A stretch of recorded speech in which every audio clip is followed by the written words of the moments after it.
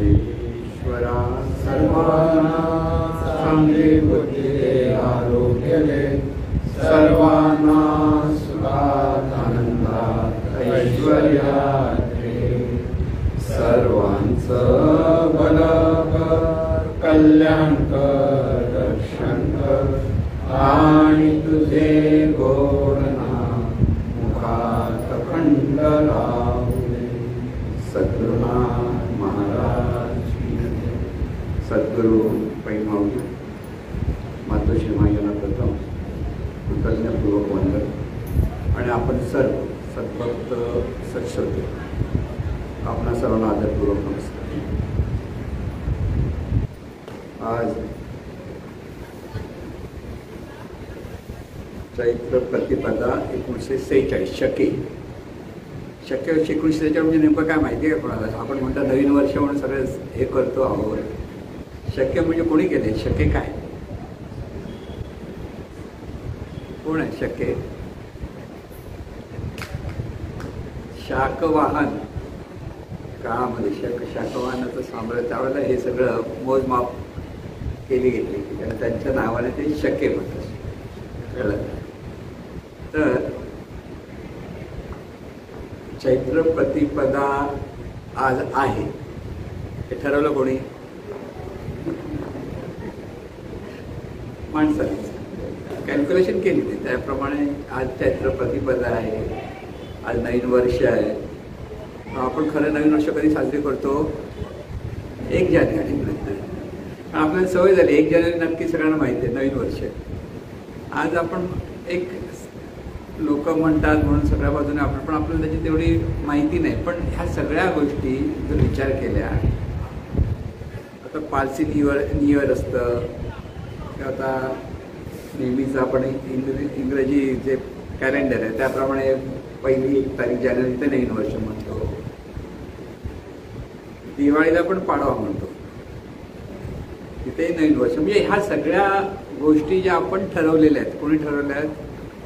माणसाने ठरवलेल्या आहेत. अगोदरपासून कालगणना कोणी केलेली नव्हती तर कालगणना आता त्याच्या अगोदर पण कालगणना होती पण प्रत्येकाची पद्धत वेगळी वेगळी होती एवढंच काय.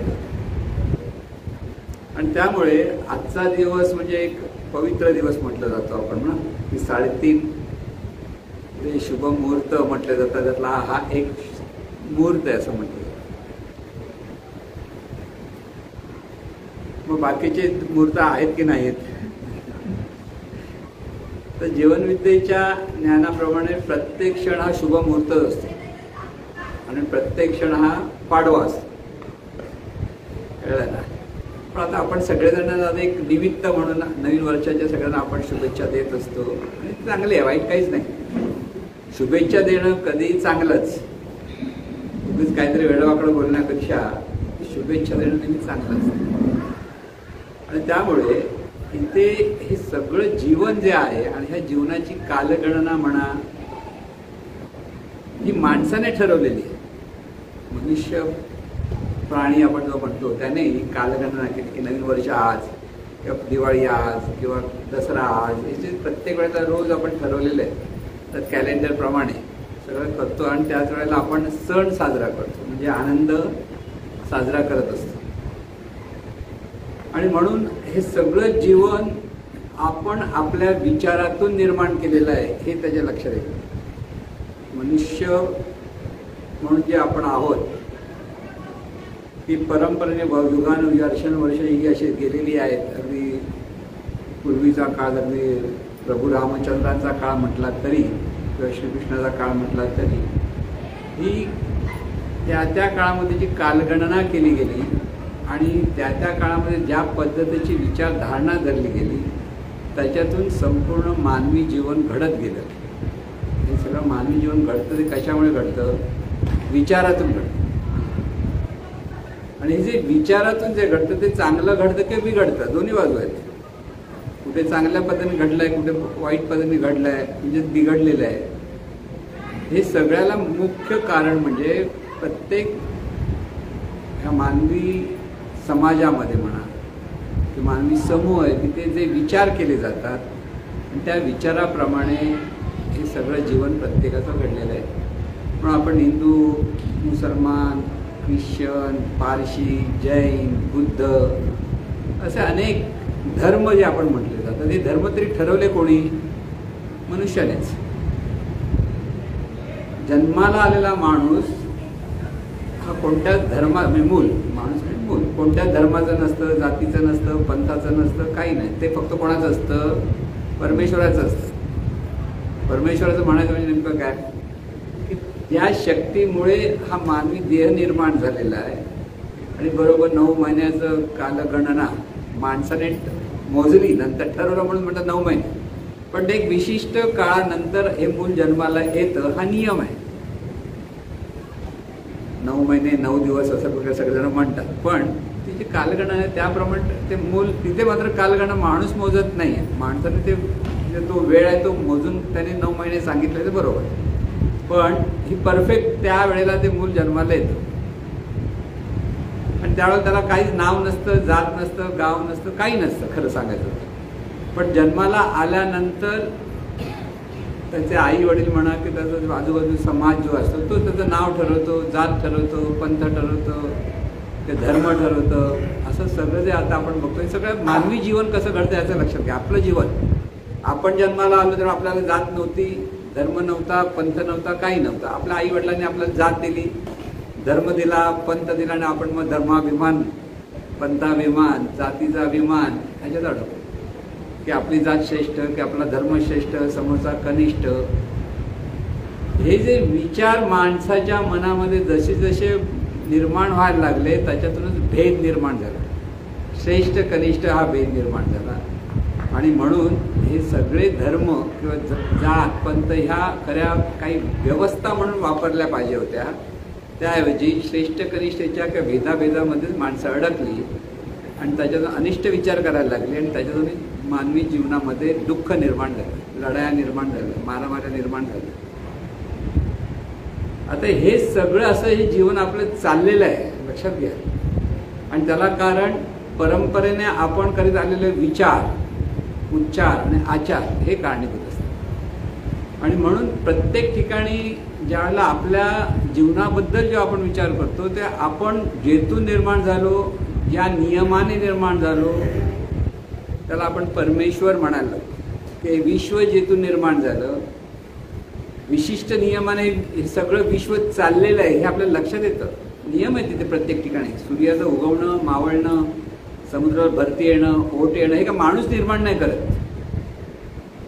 हे निर्णय ऋतू निर्माण झाले विशिष्ट ह्या कालचक्रामुळे.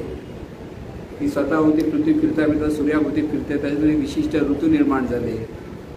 आणि हे सगळं जे वातावरण परिस्थिती जी निर्माण होते, ही परिस्थिती ज्यामुळे निर्माण झाली त्याला ती अतर्क्य शक्ती किंवा जी अनाकलनीय शक्ती असं ज्याला म्हटलं जातं की या शक्तीला पाहता येत नाही. म्हणजे ऋषीमुनींनी चिंतन केलं हे काय आहे, कशामुळे निर्माण झालं, कोण निर्माण करतं.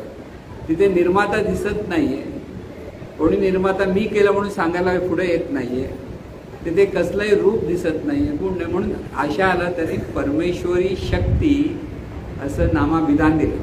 लक्षात घ्या की ही परमेश्वरी शक्ती आहे, पण परमेश्वरी शक्ती कशी आहे माहीत नाही, सांगता येत नाही.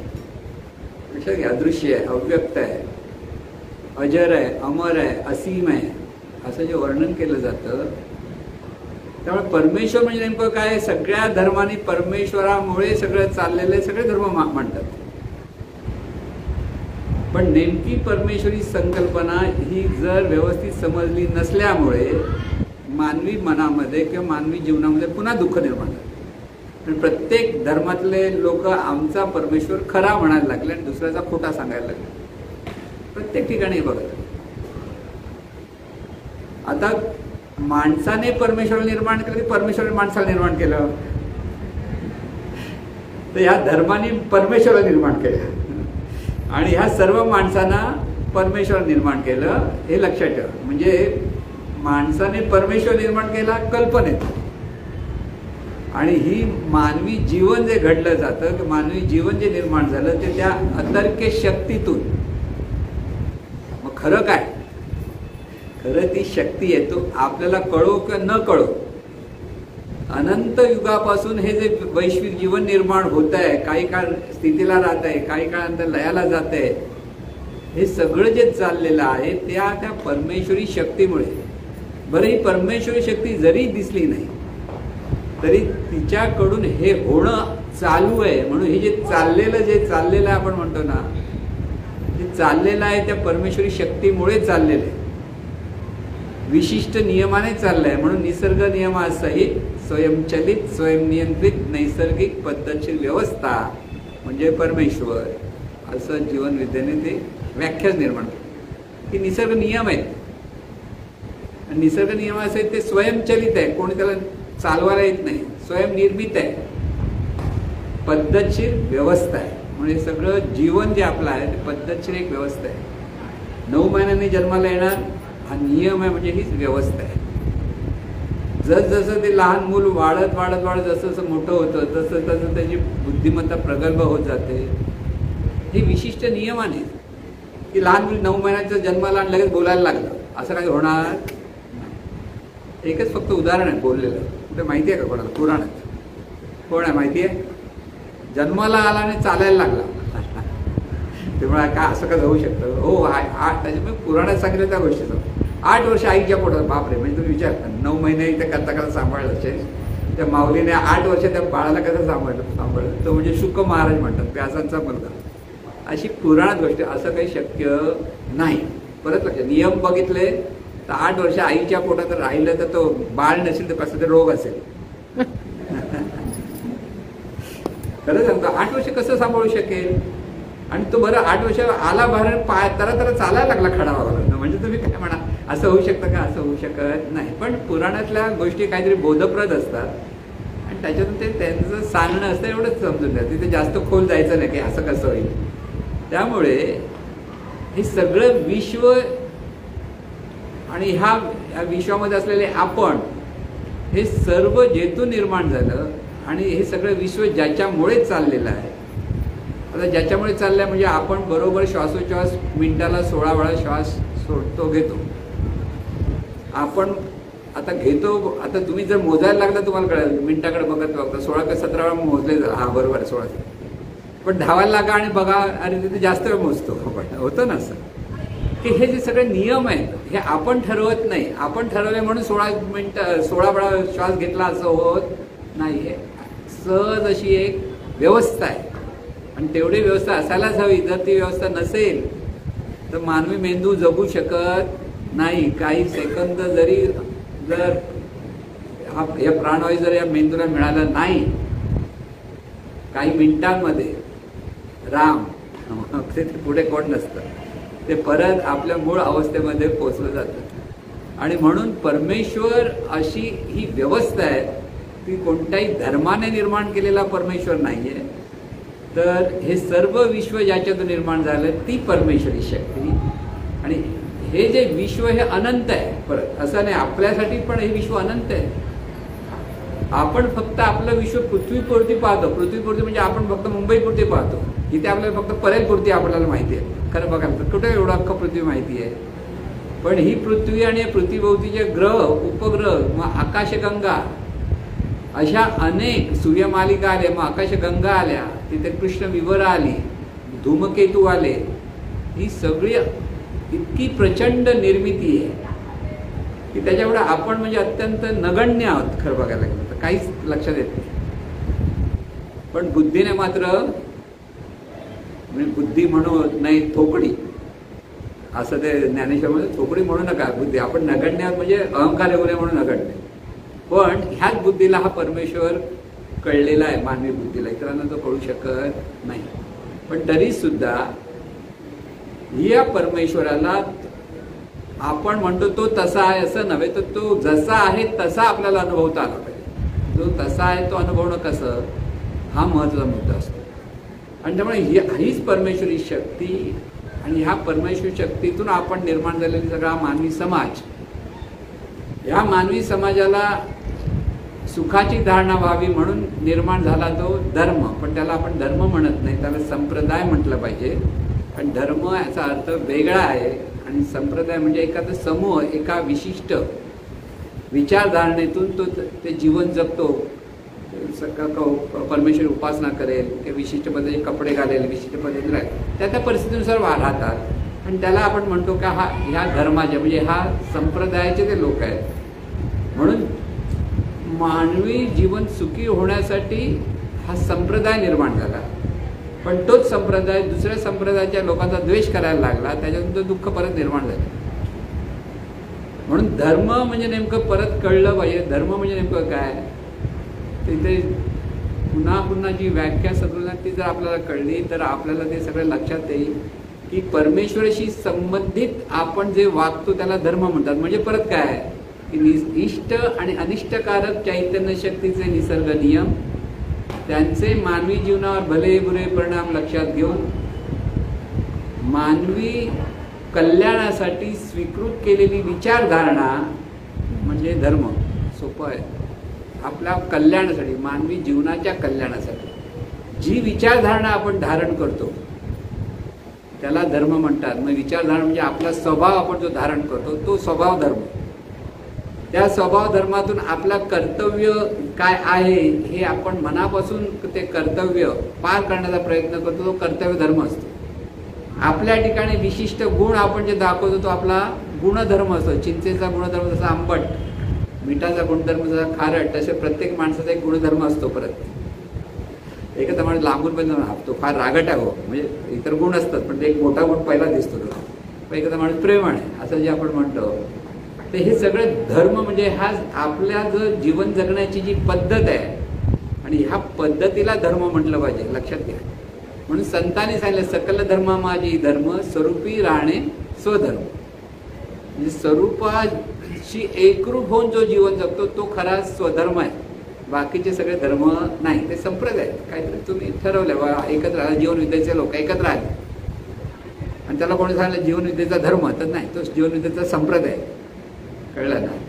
आणि म्हणून धर्म म्हटल्यानंतर त्या विचारधारणेतून विशिष्ट संस्कार निर्माण झाले. ज्या धर्मामध्ये, ज्या संप्रदायामध्ये आपण असतो त्या संप्रदायातील लोकांना सांगितलं जातं बा सकाळी देवळात जा, चर्चमध्ये जा किंवा मस्जिदमध्ये जा. ते संस्कार त्या लहानपणामध्ये बुरखा घाला किंवा बुरखा घालू नका, हे संस्कार आहेत. खरं म्हणजे खऱ्या परमेश्वराशी त्याचा काही संबंध नाही. परत लक्षात, खऱ्या परमेश्वराने असं कोणी लिहून ठेवलेलं नाही. माणसाने विचार करून ठरवलं की माणसं सुखी कशी होईल, त्या त्या परिस्थितीनुसार त्या त्या संप्रदायाचे जे प्रमुख होते ज्यांनी निर्माण केलं त्यांनी विचार करून केलं, म्हणजे अविचार करून केलेलं नाही. पण नंतरचे जे फॉलोअर्स असतात ते स्वतःच्या बुद्धीचा आणखी वापर करून इतरांवर आपली सत्ता गाजवण्याच्या दृष्टीने हे सगळं परत बदललं गेलं आणि तिथे मात्र वाईट परिणाम आपल्याला लक्षात यायला लागतो. म्हणून धर्म म्हणत असताना विचारधारणा ती नियमाशी सुसंगत असेल तर तो धर्म. म्हणजे कोणताही संप्रदाय जर निसर्ग नियमाशी सुसंगत वागत असेल तर त्या कारणापुरती तो धर्म आहे. पण निसर्ग नियमाशी विसंगत वागत असेल तर तो अधर्म आहे. हे लक्षात ठेवायचं. म्हणजे कुठच्याही धर्म म्हणताना आपल्याला निसर्ग नियम लक्षात ठेवले पाहिजेत आणि त्या नियमानुसार आपले विचार आचार असले पाहिजेत, एवढंच लक्षात ठेवलं पाहिजे. दुसरं काय बा आम्हाला तर अशी आंघोळ केली पाहिजे, तर काही लोक म्हणतात 5 वेळा नमाज केला पाहिजे, चांगली गोष्ट आहे ना. पण 5 वेळा नमाज करून जर अहंकार जात नसेल तर काय करायचं. पण अहंकार जाण्यासाठी नमाज पडायचं हे कोणालाच माहीत नाही. माज येऊ नये म्हणून नमाज, कळलं. पण त्यांचा विचार किती चांगला होता पैगंबरांचा, खरं सांगायचं. पण नंतर फॉलोअर्सना पुढे कळलं आता जे लोक मनापासून करतात पण ते खरा धर्म नाही. म्हणजे ते शहाणपण येत नाही, ते नियम कळत नाही. आपण हे कशासाठी करतो, सुखी होण्यासाठी करायचं आहे, समाज सुखी होण्यासाठी करायचं आहे. आणि त्यामुळे आपल्या ठिकाणी म्हणजे इतर सर्व संप्रदायामध्ये जी परमेश्वराची पूजा अर्चा सांगितली, उपासना सांगितली, ही कशासाठी सांगितलेली आहे तर सुखी होण्यासाठी सांगितली, आनंदाने राहण्यासाठी. नाही 16 सोमवार केलेच पाहिजेत आपण म्हणतो ना.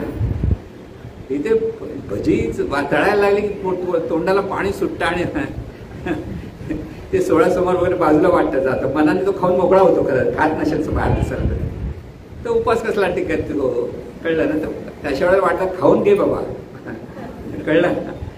कदाचित तो गेला असा झोपायचा, तो आत्मा तिथे तडफड झाला भजीसाठी, कळलं का? आणि त्या अंगाने परत दुसरा जन्म तळणाऱ्याच्या बरोबर जन्म निर्माण झाला म्हणून समजा. म्हणून कोणत्याही गोष्टीची जी आसक्ती आहे, वासना आहे, त्याच्यावर आपल्याला मुक्त व्हायला पाहिजे. म्हणून हे नियम लक्षात ठेवा आणि त्या नियमाप्रमाणे जे वागणं त्याला म्हणतात धर्म. या विशिष्ट नियमातून आपणच आपल्यावर जे संस्कार घडवून आणतो त्याला म्हटलंय संस्कृती. हे धर्म संस्कृती म्हणून मोठमोठे शब्द वापरतात. संस्कारातून जी कृती घडते त्याला म्हणतात संस्कृती. संस्कृतीचा अर्थ किंवा समकृती, समत्वाने सर्वांबद्दल आपण जेव्हा कृती करतो, विचार उच्चार आचार कर्म करतो, तेव्हा असं ती आपली संस्कृती. समोरच्याचा जर आपण सन्मान करत असू तर ती आपली संस्कृती आहे. पण समोरच्याचा अपमान करतो तर कोण म्हणजे हा काय सुसंस्कार म्हणणार का? तो नाही, कुसंस्कारित माणूस आहे. अपमान करतो, कोणाला वेडवाकडं बोलतोय, कोणाची निंदा करतोय. आज इलेक्शनमध्ये जे एकमेकाची निंदा करता म्हणजे काय संस्कृती आहे? भारतीय संस्कृती आहे? या प्रत्येकाला विचारलं ही की तुमची भारतीय संस्कृती आहे. एकमेकाचं पुढं काहीतरी काढत बसलेले आहेत आणि एकमेकाला कसं खाली लोटायचं बघतायत, एकमेकांबद्दल हीन प्रचार करतायत. हे कुसंस्कार आहे, ही कुसंस्कृती आहे. लक्षात नाही. म्हणजे हे आपल्याला कळलं पाहिजे सर्वसाधारण माणसाला. पण माणसं आपण त्यावर वाहत जातो. म्हणजे एका पक्षाच्या नेत्याने असं म्हटलं दुसऱ्या पक्षाला की आपल्याला मजा वाटते, अरे काय बोललंय बघा.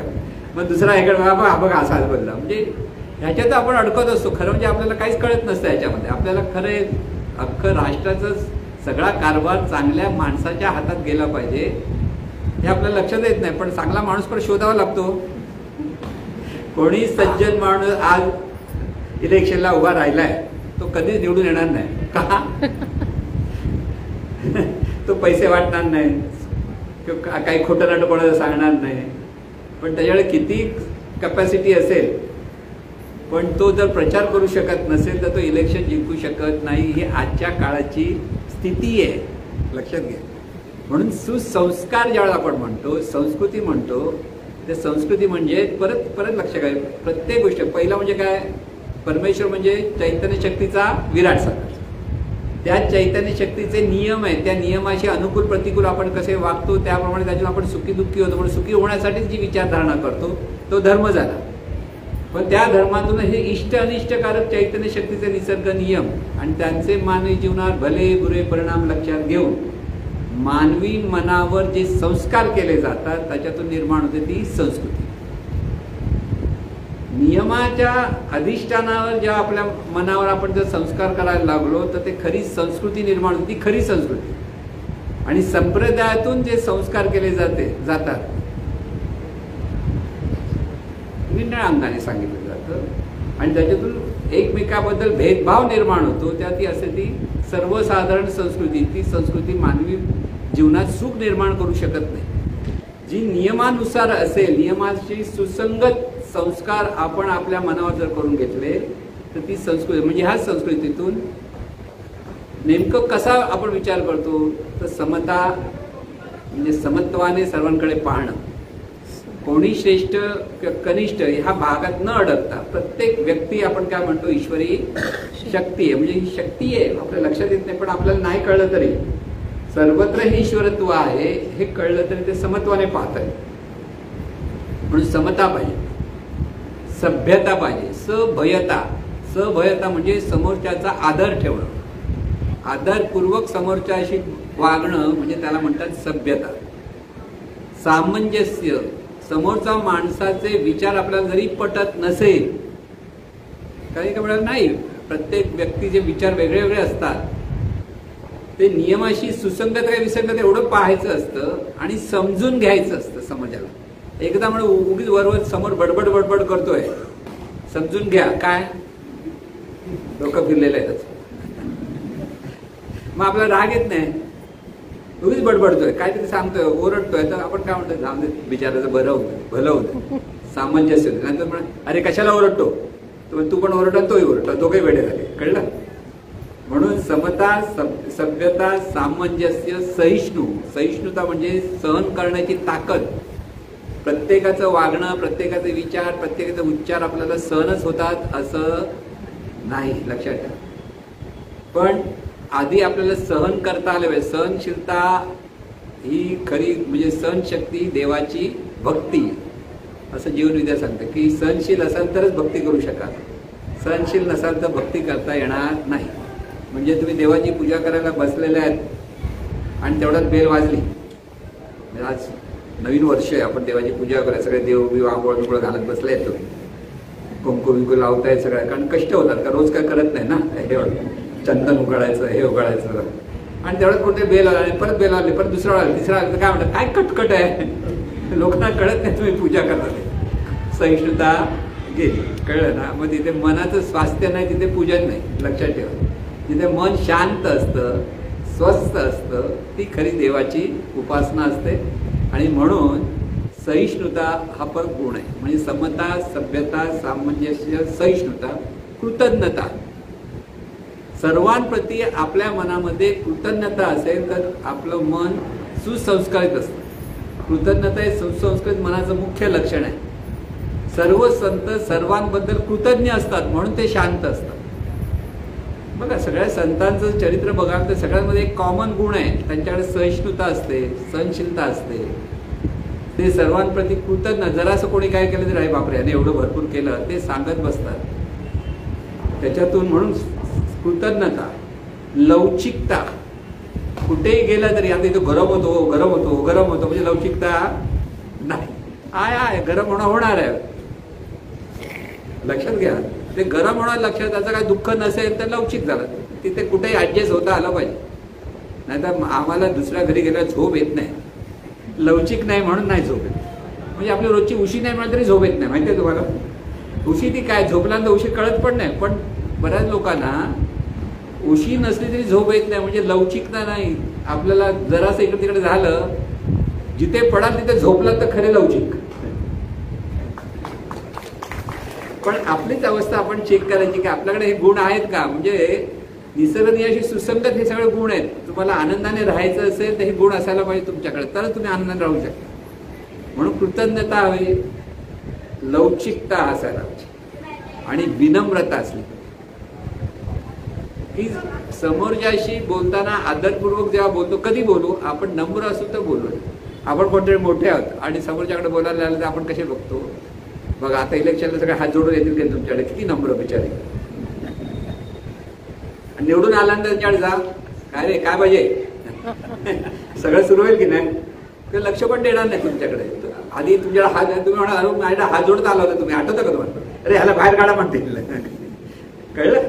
म्हणजे खोटी लवचिकता किंवा खोटं विनम्रता ही माणूस सुखी होऊ शकत नाही. सुसंस्कार ही संस्कृती कुठे आहेत तर ही आहे. समता पाहिजे, सभ्यता पाहिजे, सामंजस्य पाहिजे, सहिष्णुता पाहिजे, कृतज्ञता पाहिजे, लवचिकता पाहिजे, विनम्रता पाहिजे आणि समाधान. समाधान हा 8वा गुण. ज्याच्याकडे समाधान आहे त्याच्याबरोबर 8वा तुमच्याबरोबर नेहमी असणार, लक्षात घ्या. जिथे असमाधानी आहे तो 8वा तुमच्याकडे नसतो. 8व्याला 8वा तिथे असतो समाधान. कळलं. म्हणजे 8व्याची आठवण तेच समाधान. 8वा म्हणजे कोण, 8वा मुलगा मुलगी नाही, श्रीकृष्ण 8वा आहे. कळलं ना. 8वा मुलगा तो त्यासाठी.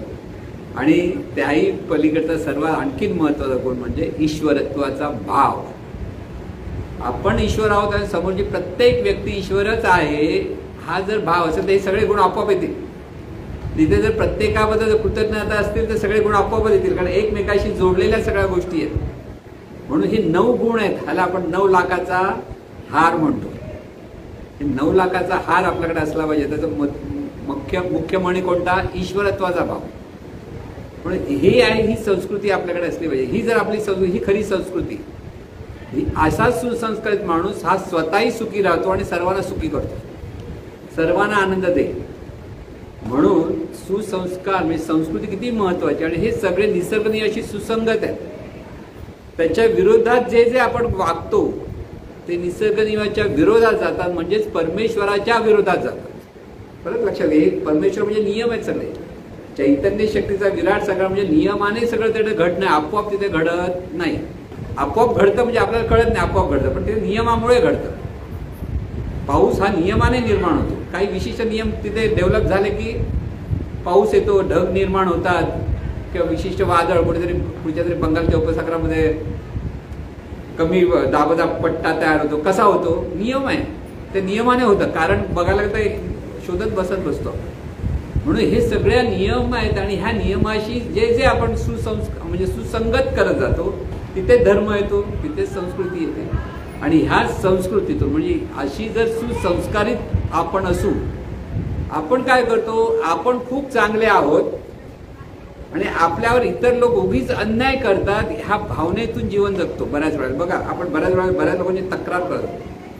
अगदी माझा भाऊ असा आहे, माझी बहीण अशी आहे, माझी आई अशी आहे, अरे तू कसं आहे आधी बघ, बाकीच्यांचं कुठे बघतोयस तू जर हे 5-9 गुण जर स्वतःकडे धारण करशील तर सगळे चांगले वाटायला लागतात, सगळ्यांशी आपल्याला आनंदाने राहता येतं. पण ज्यावेळेला आपण दुसऱ्यांचे फक्त दुर्गुण पाहत बसतो, त्यांचे गुण पाहायची आपल्याकडे दृष्टीच नसते, त्यावेळेला आपलं जीवन हे नकारात्मक दृष्टीने आपण पाहतो. आणि नकारात्मक दृष्टीने पाहणं म्हणजे परमेश्वराची प्रतारणा असते. लक्षात ठेवा, उपासना आणि प्रतारणा ही आपल्या विचारातून निर्माण होते आणि त्या विचारातून निर्माण झाल्यामुळे त्याचे वाईट परिणाम आपल्यावर येत असतात. आणि हे जे वाईट परिणाम येतात त्यालाच आपण नियती म्हणतो. इष्ट आणि अनिष्टकारक चैतन्य शक्तीचे नियम आहेत. त्या नियमांना आपण आपल्या विचारांच्या द्वारे जी गती देतो, त्या गतीतून जी निर्मिती होते त्याला म्हणतात नियती. आमचं नशीब असं हे बरेच लोक म्हणत असतात, हे त्यांचं नकारात्मक विचार असतात आणि त्याप्रमाणे त्यांच्याकडे वाईट वाईट गोष्टी यायला लागतात. आपण सतत सर्वांचं भलं व्हावं, कल्याण व्हावं, कितीही अनिष्ट परिस्थिती असेल तरी चांगलंच होणार, ही जी विचाराची धारणा आपण द्यायला लागतो त्यावेळेला आपोआप शुभनियती घडायला लागते. आपल्याला अनुकूल असलेल्या गोष्टी कधी घडतील, आपल्या विचारातून घडतात. हा नियम आहे. परत हे लक्षात ठेवा, नियती ही वरून येत नाही, तर ती आपल्या कर्मातून निर्माण होते. आपण म्हणतो लहानपणी बाळ जन्माला त्यावेळेला काय होते, कोण येते ती सटवी. नाव पण काय देवीला ठेवलं, सटवी ठेवलं. आणि चांगलं देवाचं नाव ते ठेवायचं. म्हणजे सटवी बघा कसं असतं, पूर्वी लग्न 2-3 केलं ना की एक जण दुसरं बघा सटवी आली, म्हणजे ती नियती घडवायला नाही आली, हिची नियती बिघडली म्हणून ती सटवी झाली.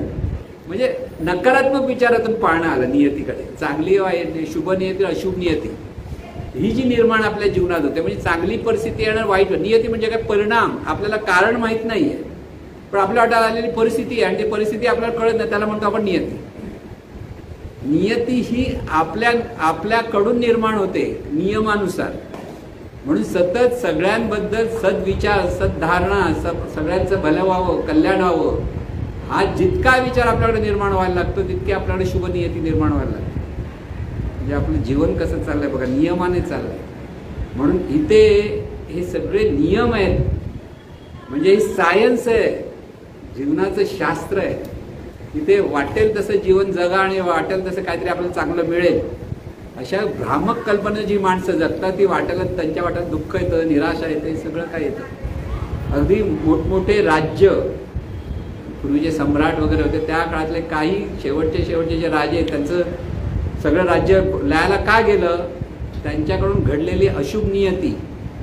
आणि त्या अशुभ नियतीतून एवढं मोठी साम्राज्य लयाला गेली असं जे म्हटलं जातं ना, की इथे हा धडा अजूनही माणसं घेत नाहीत. म्हणून इतिहासापासून जे धडे घेत नाहीत त्यांना काय म्हणायचं, गधडे म्हणतात. असं महाराज म्हणतात, आपण नाही म्हणतात. गधडे म्हणजे कळणार नाही, गधडे म्हणजे बिचारा उगीच, खरं म्हणजे गाढवाचं उगीच नाव खराब करतो आपण. गधडा म्हणजे गाढव म्हणतो ना आपण, पण तो गधडा नाही. गाढवाचा नियम आहे, त्या नियमाप्रमाणे ते जीवन जगतं, ते स्वतःचं डोकं चालवत नाही. पण आपल्याला माणसाला हे योग्य आणि अयोग्य सगळं चांगलं कळतं, पण इतिहासात अशा गोष्टी घडलेल्या पाहून सुद्धा आपण अनिष्ट पद्धतीने म्हणजे निसर्ग नियमाच्या विरोधातच वागतो आणि त्याच्यातून आपल्या जीवनामध्ये अशुभ नियती निर्माण होते. म्हणून आपल्याला जर जीवनात शुभ नियती निर्माण करायचं तर एकच गोष्ट करायची आहे, आपल्याला सर्वांचं भलं व्हावं, सर्वांचं कल्याण व्हावं, सर्वांशी आपलेपणाने संबंध ठेवावे. समोरच्याचे विचार आपल्याला पटो न पटो, लक्षात घ्या, विचार प्रत्येकाचे वेगवेगळे असणार, ही प्रकृती आहे. प्रत्येक माणूस विविधतेने विचार करतो, त्याचा आपल्याला सन्मानच केला पाहिजे. आपल्या वेदकालीन ऋषींनी सांख्य योग वगैरे जे सगळं शास्त्र मांडलं गेलं, वेदाचं शास्त्र दिलं, त्याला छेद देणारा पण एक असा महाभाग होता कोण होता? कोण? चार्वाक. तो खाओ पिऊ मौज करू, हे देव बिव काय असं वगैरे करत बसू नका. जे दिसतं तो देव, नाही दिसतं तर देव, दिसत नाही तर देव काय म्हणायचं. म्हणजे बुद्धिप्रधान, म्हणजे मूर्खपणाचं नव्हतं, त्यांनी सिद्ध करून दाखवलं, त्याच्या पद्धतीने तो सिद्ध करत होता. म्हणून त्यालाही आदरपूर्वक महत्वाचं स्थान आहे. तो जरी म्हणतोय की त्याला नास्तिक म्हटलं गेलं. नास्तिक कोणाला म्हणायचं? जे वेदांनी जे ही संकल्पना मांडली की परमेश्वर शक्ती अशी आहे, असे जीवन चाललेलं आहे, त्याला त्यांनी छेद दिला. कशाला तुम्ही अगदी सोवळं ओवळं करत बसता? तुम्ही उठला की झाले सोवळे, तुम्हाला ते सोवळं ओवळं करायची गरज नाही. भूक लागली तर खा, तुला भूक लागली समोरच्याकडे त्याच्याकडे ओरडून खा, काय हरकत नाही. म्हणजे असा त्याचा विचार होता. सांगतो बघा, तसं जर करायला लागलं तर निसर्गाच्या विरोधात वागलं असतं आणि जीवनामध्ये दुःख निर्माण झालं असतं. परत लक्षात घ्या, ज्या वेळेला आपण दुसऱ्यांवर जबरदस्ती करत असतो त्यावेळेला आपल्यावर कोणतरी जबरदस्ती करणारा येतोच. चक्र आहे. रावणाने सीतेवर जेव्हा जबरदस्ती केली, शेवटी प्रभू रामचंद्रन त्यांच्यावर जबरदस्ती केलीच. म्हणजे क्रिया प्रतिक्रिया कशा घडतात आपल्या जीवनामध्ये, हे जर आपण लक्षात घेतलं तर हे सगळं विश्व ह्या नियमाने चाललंय. ह्या नियमाशी सुसंगत मला वागलं पाहिजे, हे ज्याच्याकडे शहाणपण असतं तो खरा धर्माने जागतो. त्याच्याकडे जी खरी संस्कृती निर्माण होते आणि त्याच्याकडनं शुभ नियती निर्माण होते. म्हणजे ज्या वेळेला आपण हे विचारायचे, म्हणून आपला स्वभाव आपण बदलला पाहिजे. आपण पाहायचं की आपण समत्वाने सर्वांकडे पाहतो का? स्वतःला प्रश्न विचारा. तो असा आहे, तो तसा आहे, तो तसा आहे. जेव्हा पाहतो तेव्हा आपण समत्वाने पाहत नाही. समत्वाने पाहायचा एकच सोपा उपाय म्हणजे सर्वत्र ईश्वरी शक्ती आहे मनाला सांगत राहा. तिथे अध्यात्म पण येतं आणि शुद्ध प्रपंच पण तयार होतं. दोन्ही बाजू तिथे होतात. म्हणून समत्वाने पाहता आलं पाहिजे, समोरच्याचा आदर करता आला पाहिजे, समोरच्याचे विचार आपल्याला सहन करता, म्हणजे आपला राग येता कामा नाही. सहन करायला राग येतो ना आपल्याला, असा कसा बोलतोय बोलू देत, त्याचं कर्म त्याच्याकडे. म्हणजे समता पाहिजे, सभ्यता पाहिजे, सामंजस्य वृत्ती पाहिजे, सहिष्णुता पाहिजे, कृतज्ञता पाहिजे, लवचिकता पाहिजे, विनम्रता पाहिजे, समाधान हवं आणि ईश्वरत्वाचं अखंड स्मरण हवं. तर तो खरा सुसंस्कारित, खरा देवाचा भक्त ठरतो आणि तोच खरा ज्ञानी ठरतो. लक्षात घ्या. इथे आता इथे देवाची पूजा आली कुठे? देवाची पूजा नाही, ते अनंत स्वरूप जे आहे त्याचं स्मरण हे देवाचं पूजन. त्याच्यातून आपण एकमेकाशी जे जसे कसे वागतो तेच आपलं पूजन आहे, तेच आपलं भजन आहे. ते जर नियमाशी सुसंगत असेल तर आपण आनंदाने जीवन जगायला लागतो. कोणाही जीवाचा न घडो मत्सर वर्म सर्वेश्वर पूजन. हे नुसतं मत्सर करू नका म्हणजे पूजन झालं एवढं नाहीये. आपल्याला हे सगळे 9 गुण आपल्याकडे असायला पाहिजे, तेव्हा खऱ्या अर्थाने परमेश्वराचं पूजन झालं. आणि तेव्हा म्हणतात आपल्याकडे आपण आपली नियती आपण घडवतो. हे सर्वात महत्त्वाचं लक्षात ठेवा. आज आपल्या वाट्याला आलेली परिस्थिती ही आपल्या विचारातून निर्माण झालेली आहे. हे प्रत्येकाने आपल्याच परिस्थितीचं अवलोकन केलं. ही परिस्थिती कशामुळे झालं? माझे विचार बिघडले म्हणून जीवन बिघडतं.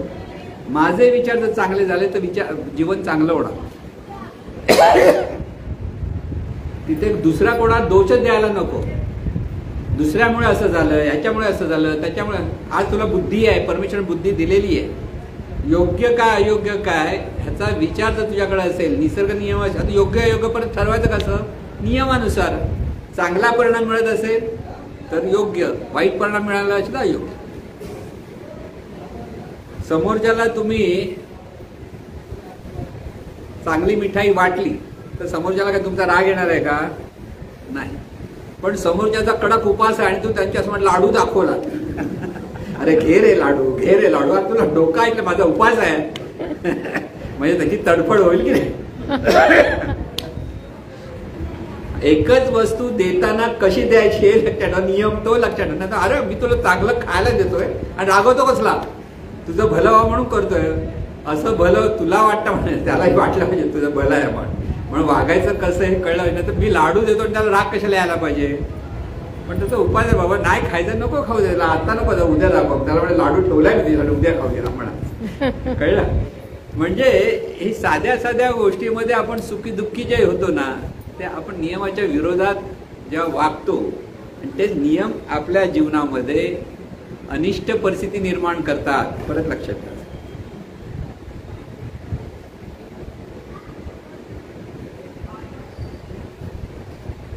म्हणजे येईल त्या परिस्थितीचा स्वीकार.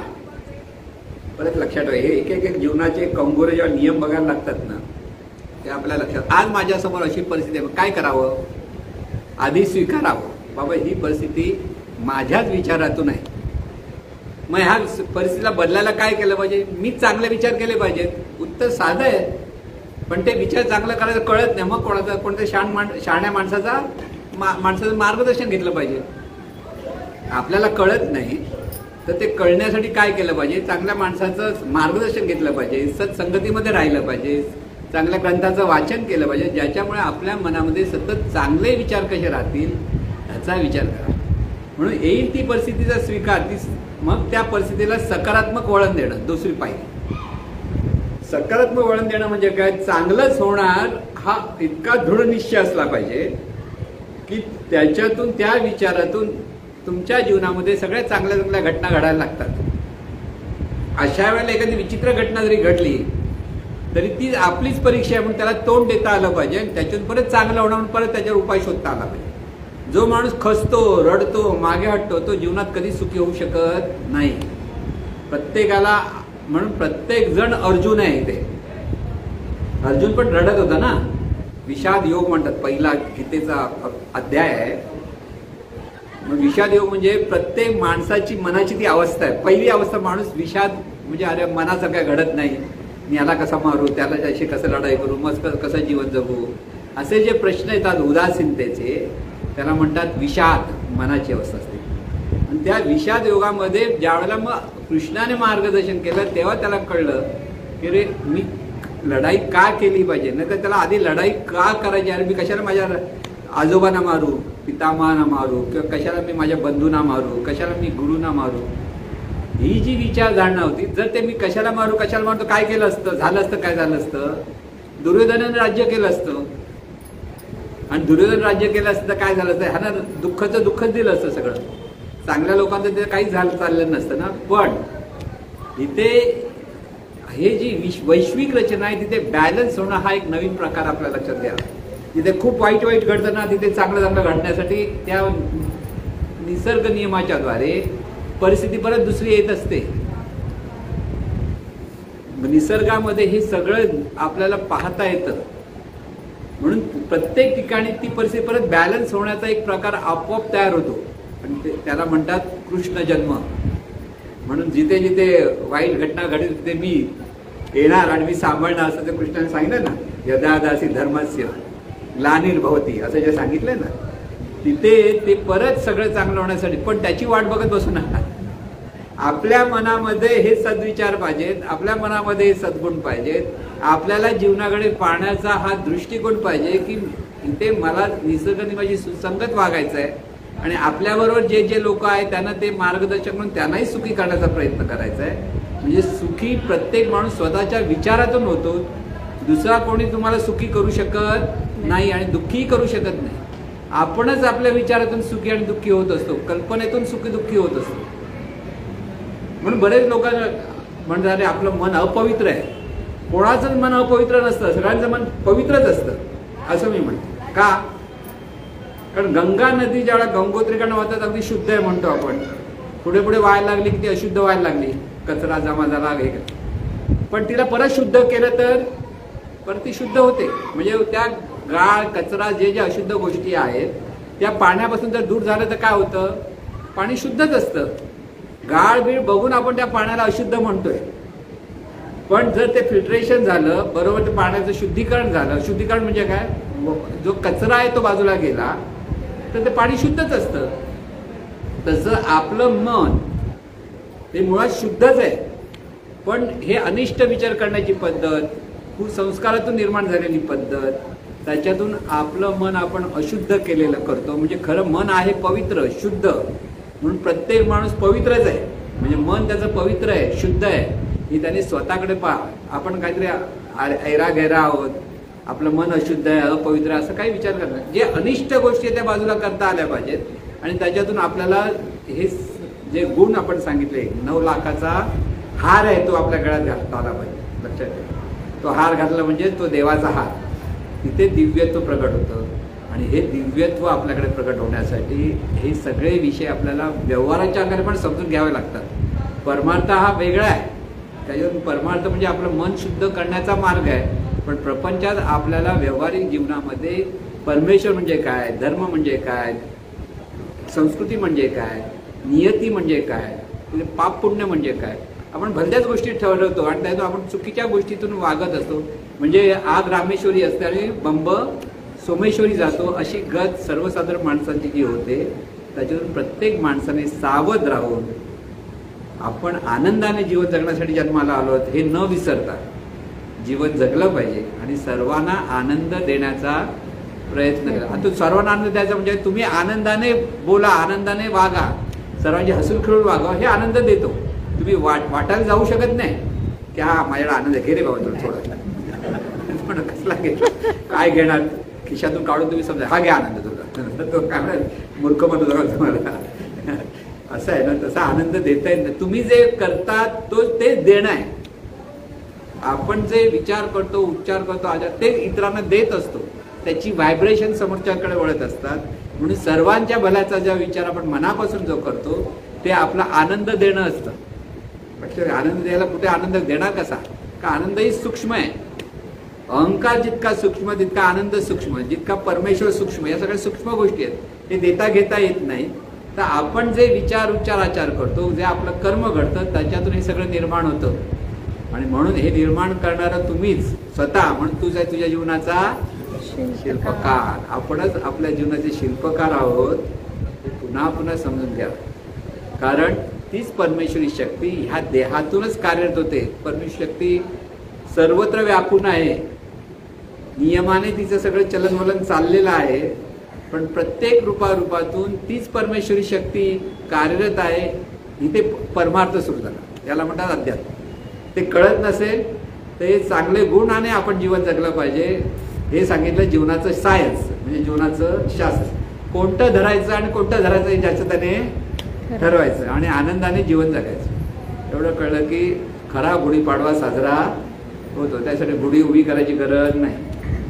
आपण गुढी म्हणजे काय करतो, काठी लावतो, चांगली साडी घालतो, तिला वेणी पिणी घालतो, बरोबर. त्याच्यावर उलटा काय म्हणतात त्याला, तांब्या. तांब्या म्हणा, काय उलटा काय शब्द वेगळा आहे, कलश. तांब्या म्हणायचं आणि त्याला नुसता कलश नाही म्हणत, त्याला मंगल कलश म्हणायचं असतं. बघा लक्षात घ्या, एक एक नावं दिलेली. ती काय आहे, काठी म्हणजे शरीर, त्याच्यावर आपण कपडे घालतो ना, म्हणजे शरीर आहे. वरतून जे घालतो ना ती आपले मन, त्याला उलट ठेवायचं म्हणजे उफराट करायचं. उफराट म्हणजे देवाकडे दृष्टी ठेवायची आणि ती ठेवून मग तिथे आपल्या जीवनाकडे पहा. आपलं शरीर म्हणजे ती काठी आहे, त्याच्यावर आपण कपडे घालतो आणि ते आपलं ते मन आहे ते तो उलटा मंगल कलश आहे. नुसता कलश तांब्या म्हटलं की झालं, तांब्या झालं. मडका म्हटलं की मडकं झालं म्हणतो ना आपण, ते मडकं होऊ नको, ते मंगल कलश झालं पाहिजे. म्हणजे ते उफराट असलं पाहिजे, सतत त्याचं दर्शन त्याला घेता आलं पाहिजे स्वतःचं. आणि दर्शन जेव्हा ते घ्यायला लागतं तेव्हा ती खरी असते ती गुढी. काय म्हणतात त्याला, गुढी पाडवा. गुढी म्हणजे गुढ, गुह्य. विचार केला कधी, जीवनाचं जे गुह्य आहे ते काय हे समजून घ्या, असं ते ऋषीमुनींनी सांगितलं. म्हणून गुढी पाडवा कळलं. आणि म्हणून हा गुढीपाडवा सर्वांना सुख शांती समाधान देव ही सद्विचरणी पाळत. हे ईश्वरा सर्वांना चांगली बुद्धी दे, आरोग्य दे, सर्वांना सुखात आनंदात ऐश्वर्यात दे, सर्वांचं भलं कर, कल्याण कर,